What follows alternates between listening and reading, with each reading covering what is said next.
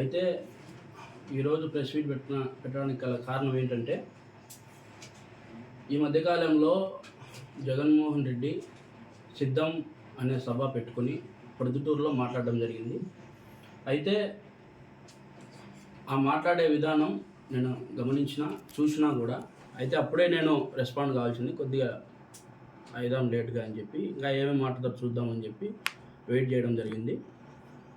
అయితే జగన్మోహన్ రెడ్డి నిస్సిగ్గుగా, ఎటువంటి సిగ్గు శరం లేకుండా జగన్మోహన్ రెడ్డి ఈ 5 ఏళ్ళు గమ్ము నుండి ఈరోజు ప్రజల ముందుకు వచ్చి వివేకానంద రెడ్డి గారి హత్య గురించి కేసు గురించి మాట్లాడడం జరుగుతుంది.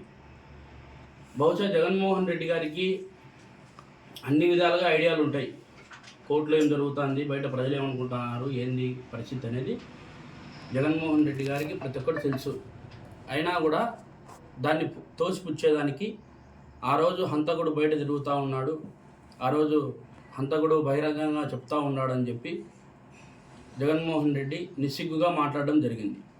అయితే దాన్ని పూర్తిగా ఖండిస్తూ ఉండా, జగన్మోహన్ రెడ్డికి ఆయన పక్కలోనే ఉన్న అవినాష్ రెడ్డి గారి హత్య కేసులో భాగస్థులైన జగన్మోహన్ రెడ్డి కావచ్చు, అవినాష్ రెడ్డి కావచ్చు, బాసిరెడ్డి కావచ్చు, శివశంకర్ రెడ్డి కావచ్చు, వీళ్ళందరూ కూడా భాగస్థులే.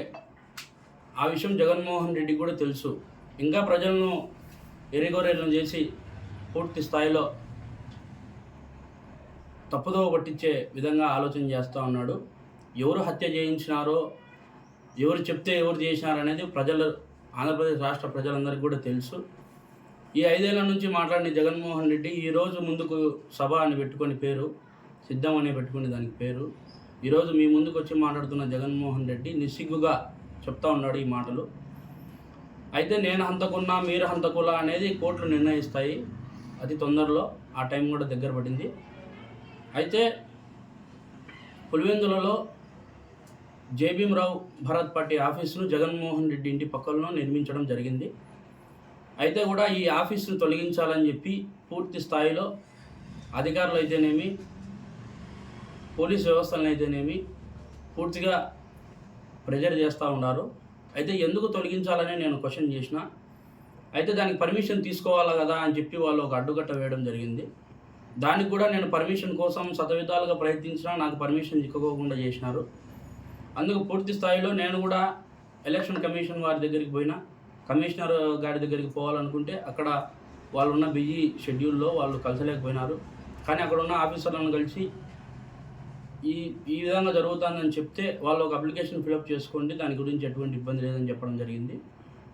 కానీ జగన్మోహన్ రెడ్డి 24-25 తేదీ వస్తున్నాడని చెప్పి ఇక్కడ ఈ జగన్మోహన్ రెడ్డి ఇంటి పక్కలో జేబీఎంరావు భారత్ పార్టీ ఆఫీస్ బోర్డులు కనపడకూడదు, బయట అవి కనిపిస్తే ఇబ్బంది అవుతాయని చెప్పి సచివాలయం నుంచి ఒక 2 వ్యక్తులు వచ్చి చెప్పడం జరిగింది.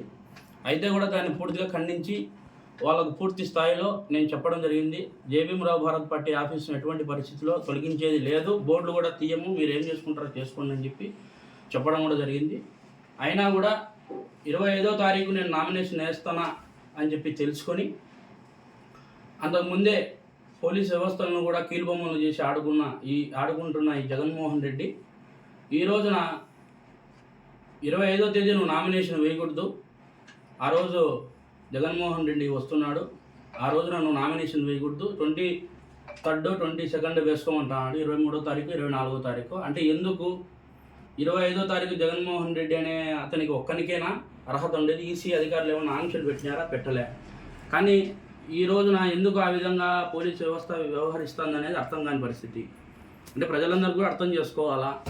నేను ప్రచారం తిరగాలన్నా కూడా, నేను ప్రతి ఒక్క ఇంటికి గడపకు తొక్కిని అడగాలన్నా కూడా నాకు పర్మిషన్లు చాలా అవసరం, లోకల్గా స్టేషన్ నుంచి అయినా సరే. కానీ దీని అన్నిటికి కూడా అడ్డుకట్టలు వేస్తూ ఉన్నారు. ఈరోజు మాట్లాడుతున్న పోలీస్ వ్యవస్థను నేను అడుగుతాడా, ఈ రోజున టీఏలు కావచ్చు, డిఏలు కావచ్చు, ఎస్ఎల్ఎస్లు కావచ్చు, ఏఎస్ఎల్ఎస్లు కావచ్చు, ఇవన్నీ కూడా గత 2 సంవత్సరాలుగా నిలిపివేయడం జరిగింది జగన్మోహన్ రెడ్డి. మీకు అందరికీ అర్థమవుతానే ఉంటుంది నేను చెప్పేది. కానీ ఈ రోజున మీ అధికారులు అయితేనేమి, గవర్నమెంట్ కింద పనిచేసే ప్రతి ఒక్క గవర్నమెంట్ అధికారికి కూడా నేను చెప్పదలుచుకున్న విషయం ఏంటంటే, ఈ రోజున మీరే రోడ్లో పడే పరిస్థితి. ఎంతోమందికి ఏదో పిల్లల చదువుల కోసమో పెద్దల ఆరోగ్యాల కోసమో దాచిపెట్టుకున్న డబ్బును కూడా ఈరోజు మీకు అందకోకుండా చేసిన జగన్మోహన్ రెడ్డికి మీరు ఈరోజు సపోర్ట్ చేస్తూ ఉన్నారు.